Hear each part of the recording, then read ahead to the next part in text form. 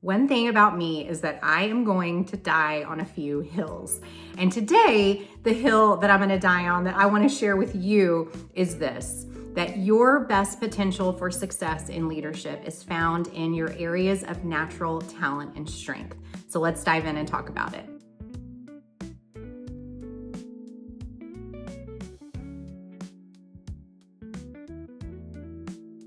Hi there, my name is Leanne Lagasse, author of The Congruent Leader. I'm a keynote speaker, a workshop facilitator, and an executive coach, and my passion is helping leaders grow in self-awareness, in communication competence, and in congruence, which is the ability to see ourselves clearly, to see ourselves the way that other people see us too. And in my framework, the 7 pillars of congruent leadership, pillar 3 is all about leveraging your most natural patterns of thinking, feeling, and behaving. But one question that I get asked a lot is, okay, well, how do you know what your talents and strengths are? The first thing that I would say is there are some really great research-based assessments out there. My personal favorite is Gallup's The Clifton Strengths Assessment, but there are many others as well. But let's say you don't have access to an assessment. That's okay. There are ways for us to discern our natural patterns of thinking, feeling, and behaving through just turning an analytical lens on ourselves and spotting patterns. So I want to share with you 3 questions that you can ask yourself that might be clues to your natural patterns of thinking, feeling, and behaving. So let's get started. The first question that I want you to ask yourself is, when do you feel most energized, productive, and effective? So strengths typically energize us. When we're getting to do that thing, whatever that thing is, we feel almost like we're in a flow state. It feels very natural to us. It brings us energy as opposed to draining us of energy. Here's an example. When I think about when I'm at my very best, it's usually in one-on-one situations where I get to lean into my strength of being really curious about the uniqueness of people. That's me at my very best. When I walk into like a party or a networking event, that is typically gonna drain me of energy. Whereas others that I'm close with, they get like real fired up walking into a room like that. That's actually energy draining for me. Now, it doesn't mean that I'm gonna use that as a crutch or that I'm not gonna go to the networking event. It just means that I'm not as energized by big groups of people as when I get to sit across a table at like a coffee shop with you and dig in and really get to know you. So that's the first question that you can ask yourself is, what are the things that I do maybe in my role or in my personal life where I feel energized? Maybe it's problem solving. Maybe it is thinking about dreaming about the future. Maybe it is creating belonging for your team. Maybe it is checking things off your to-do list.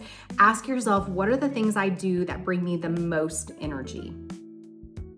Okay, the second question that you can ask yourself is, what do others naturally rely on you for? So pay attention, maybe even think back to when you were a kiddo. Like think back across your life and your academic career, your professional career.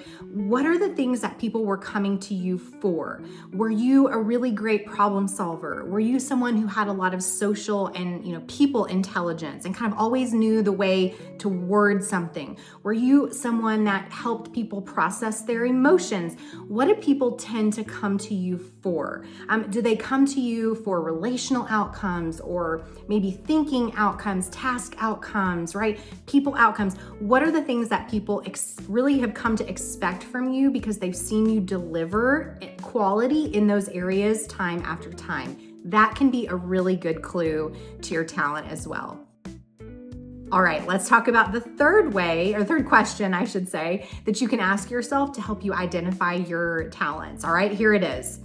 What's something that you cannot help but do even when you are not trying? This is my favorite one to ask because it gets at maybe a little bit of those tension points or those pain points in our strengths. I'll give you an example.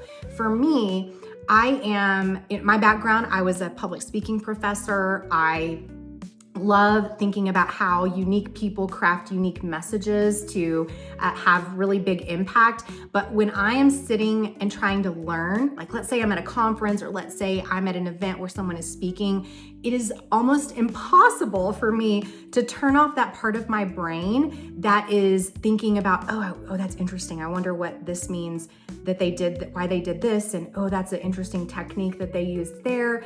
And oh, I really like the bridge that they put between those 2 points. All the while, right?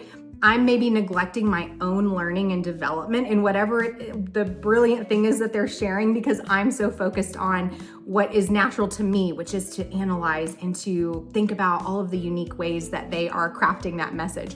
So this is a clue to my areas of talent and strength. So for you, what are those things that you can't help but do?